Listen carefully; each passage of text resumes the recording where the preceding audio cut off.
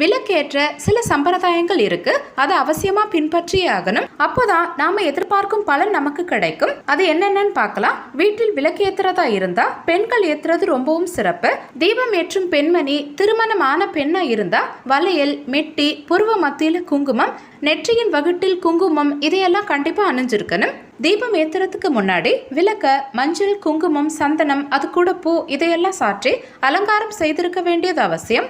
தீபம் ஏற்றும் போது கணபதி, குரு பகவான், மகாலட்சுமி, சரஸ்வதி, நவகிரகங்கள், குலதெய்வம், இஷ்ட தெய்வங்களை எல்லாம் நினைத்து பிரார்த்தனை செய்யறதால கூடுதல் பலன்கள் உண்டாகும். விளக்கு குளிர்விக்கும் சமயத்துல அதில் இருக்க தீய வாயால ஊதி அணைக்க கூடாது.